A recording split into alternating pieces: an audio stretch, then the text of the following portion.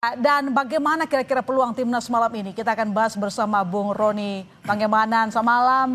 Selamat malam, Ilona. Terima kasih telah hadir. Ya, lagi happy karena kita kemarin menang, tapi jangan bahagia dulu. Kita nggak pernah tahu kalau bagaimana. Selain Bung Ropan juga telah bergabung bersama kita Mas Zainal Arif, mantan menyerang timnas Indonesia. Selamat malam, Mas Zainal. Selamat malam, Ilona. Terima kasih sudah hadir. Terima kasih sudah bergabung. Kita merayakan kemenangan kemarin, tapi jangan berbesar kepala dulu. Kita secara ranking kita masih kalah dari Lebanon, ya. Tapi bukan berarti kita performanya kurang, karena kan ada daftar-daftar pemain timnas yang juga main di Eropa. Jadi itu salah satu keunggulan kita. Saya mungkin Bung Ropan dulu. Dari hasil cukup impresif saat menang atas Taiwan, bagaimana Anda melihat persiapan timnas kita sejauh ini? Siapkah kita melawan Lebanon? Kalau bicara impresif, iya, karena memang lawan Taiwan kan pasti kita unggul di semua aspek lah. Bukan saja peringkat, tetapi kualitas pemain memang kita. Makanya Patrick Kluivert itu lebih berani, lebih pede untuk memainkan pemain lapis kedua pun dengan mengistirahatkan Jai, Calvin Verdong, Ragnar Oratmangun, ya, Kevin Dix, Ricky Kambuaya, ya, tidak memainkan Justin Hapner, Joe Pelupesi saat itu, ya. Jadi ini yang membuat bahwa kita lebih optimis lah untuk bisa mengalahkan Taiwan, tetapi tidak bisa menjadi jaminan dan sebuah ukuran bahwa dari Taiwan itu yang menang dengan setengah losing goal itu untuk kita bawa dalam pertandingan menghadapi Lebanon. Apalagi kalau kita lihat Lebanon punya kekuatan fisik yang luar biasa, terorganisir lagi mainnya. Oh iya, dalam 5 pertandingan terakhir mereka hanya kalah sekali dari Oman, bahkan mereka mengalahkan Qatar, salah satu yang menjadi tuan rumah kan di putaran keempat. Jadi kita harus berhati-hati, peringkat memang bukan sebuah jaminan. Karena kita juga kan pernah mengalahkan tim yang lebih berperingkat bagus dari kita. Bahrain misalnya, kemudian Arab Saudi juga kan. Namun dalam pertandingan ini menjadi sebuah gambaran melawan Lebanon. Untuk nanti kita menatap ke putaran keempat menghadapi Arab Saudi dan Irak. Disinilah orang akan melihat. Dan apa yang dikatakan Ketua Umum Pak Erik, itu benar. Bahwa sesungguhnya laga melawan Lebanon, ini akan menjadi ukuran buat kita untuk bisa melihat pertandingan melawan Arab dan Irak. Karena kan itu beda-beda tipis saja gaya permainan mereka untuk kita tampil dengan tim nasional kita. Jadi Kluivert dituntut untuk bisa menampilkan pemain skuad terbaik.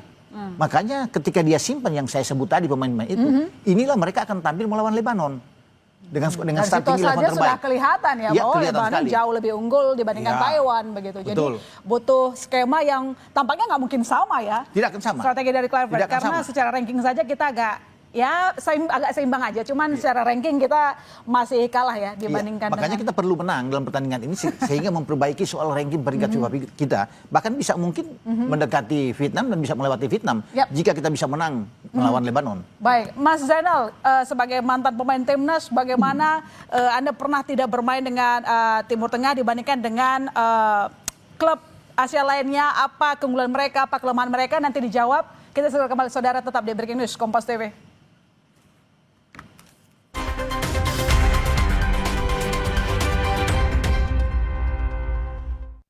Dual5 kalsium 콜라겐 부르크랑 꿀리크리프 툴랑 크로포스 No worries 콜라겐 Susu steril dengan 1000 mg kolagen dan kalsium, kulit no keriput, tulang no keropos. 콜라겐 susu awet muda. Pas aku coba Le Mineral, seger banget, nggak bikin enak sama sekali. Benar, karena Le Mineral dari pegunungan terpilih. Setiap tetesnya melewati lapisan batuan alami, membuat airnya lebih sehat, lebih segar. Kayak ada manis-manisnya. Le Mineral. Lidah orang Indonesia itu sukanya yang gurih. Makanan sih banyak. Emang ada ya kopi gurih? Ada, Creamy Latte. Dibuat dari kopi grade Brazil, gurih susu New Zealand. Benar, gurih. Iya, gurih. Creamy Latte, kopi latte, gurih.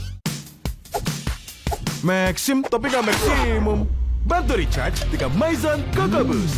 Dari kelapa hijau asli dan 808 mg elektrolit. Maison Coco Boost bikin lo on terus.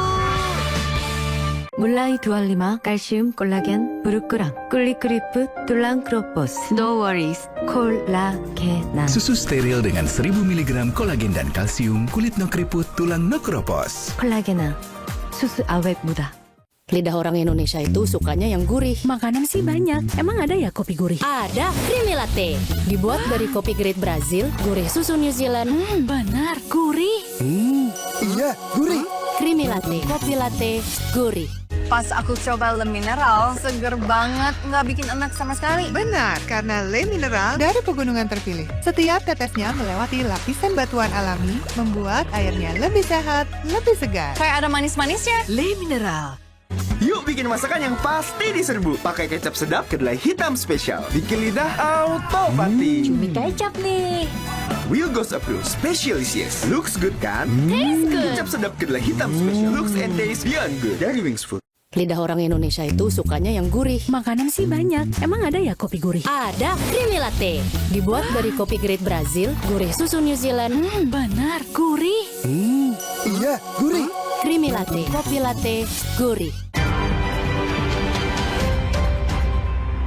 Kompas Update dipersembahkan oleh Morinaga.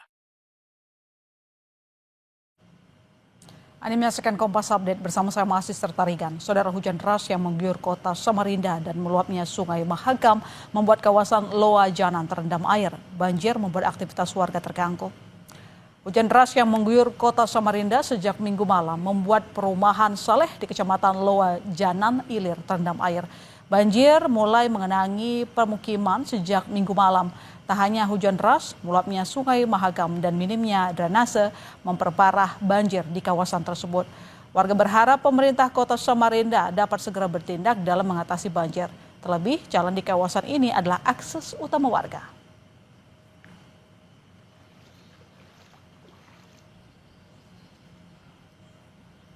Saudara, demikian Kompas Update.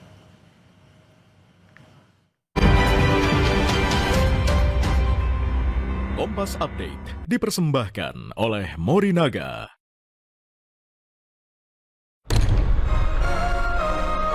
Pilihan ibu selalu sama, yang terbaik untukku selamanya. Morinaga, nutrisi pilihan tepat untuk bangun potensi anak.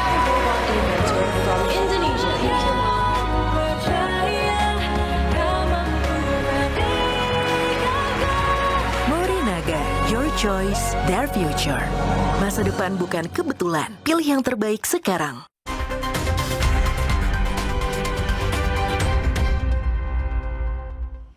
Anda kembali menyaksikan Breaking News Kompas TV. Saudara, saya ke Mas Jenal. Mas Jenal, Anda sebagai mantan striker timnas begitu, bagaimana melihat pola permainan dari Lebanon?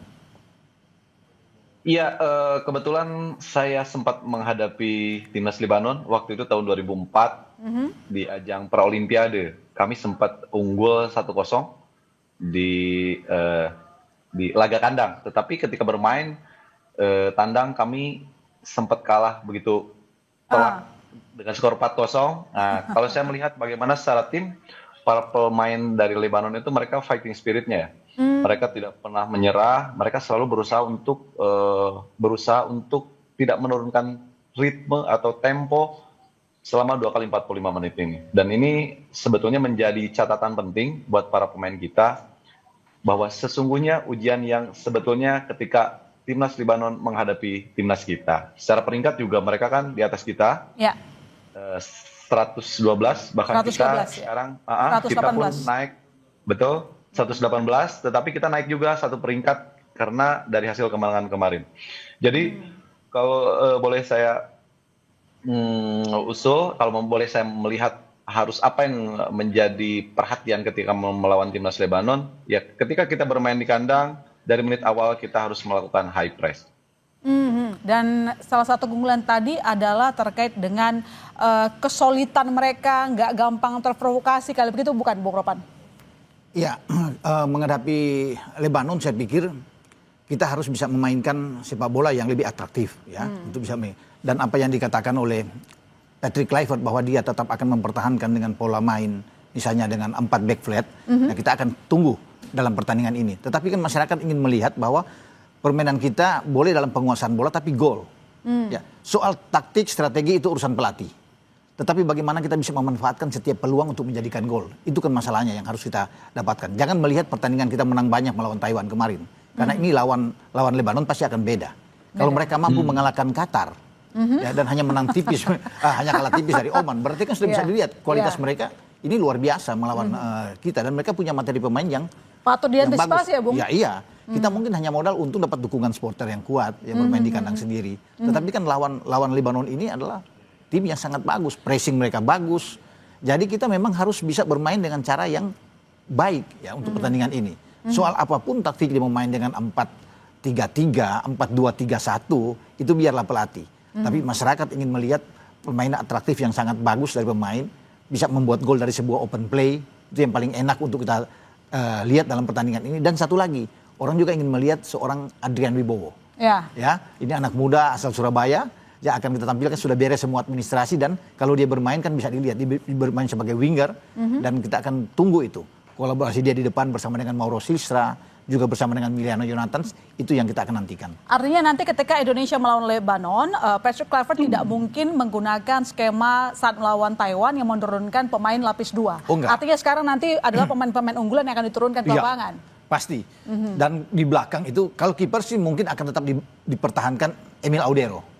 Tetapi di dua sisi fullback, itu pasti Kevin Dix akan bermain karena dia tidak dimainkan kemarin. Memang diberikan biar dia istirahat, biar segar lah, fresh. Di kiri adalah Calvin Verdong.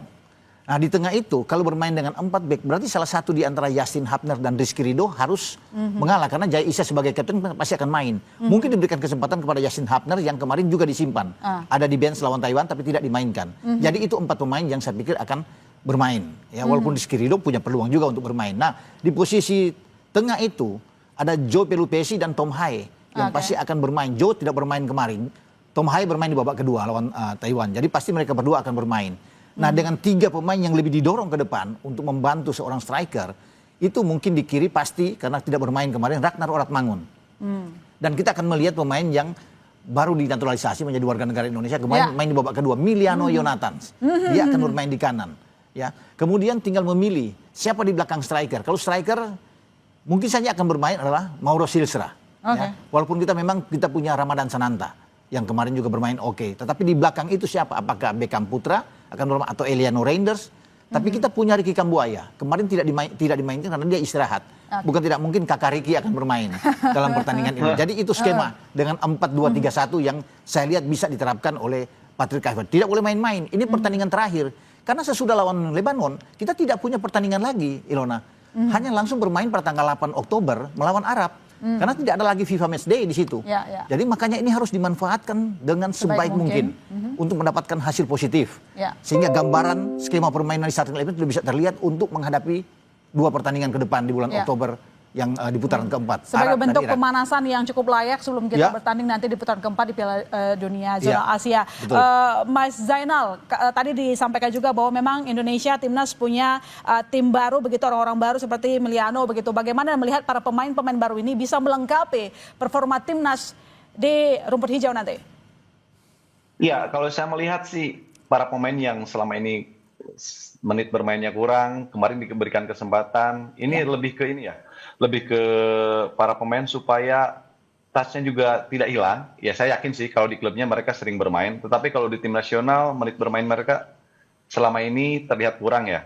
Jadi kalau saya melihat kemarin bukan hasil, tetapi bagaimana high intensity para pemain, bagaimana Patrick Kluivert ini bisa melihat skuad kedalaman yang ada. Bahkan para pemain baru seperti Mark Polk, terus Eliano yang selama ini juga secara menit bermain itu kurang, kemarin memperlihatkan kemajuan yang sangat signifikan. Artinya, pertandingan hari ini, para pemain yang selama ini tidak mendapatkan kesempatan, maksudnya pemain yang disimpan seperti Kapten Jai Iyes yang tadi Bung Ropan sampaikan, hari ini kemungkinan akan turun. Bahwa kualitas sesungguhnya ataupun ujian yang sesungguhnya adalah pertandingan hari ini. Jadi, pertandingan kemarin adalah simulasi bagi para pemain yang selama ini menit bermainnya kurang, dan ini akan menjadi pilihan yang sangat tidak membingungkan buat para pelatih, karena secara kualitas pemain kemarin sudah menunjukkan. Hari ini para pemain yang selama ini menjadi starting 11 itu akan memperlihatkan kualitas yang sesungguhnya. Dan saya yakin tadi terkait masalah Libanon, kalau Bung Ropan tadi sampaikan Libanon adalah tim yang seperti ini, secara kualitas juga di atas kita, tetapi saya yakin bahwa mereka pun akan melihat kualitas para pemain kita, dan mereka pun akan mewaspadai kita ya. Apalagi kita bermain di kandang, mereka tahu sendiri kultur kita.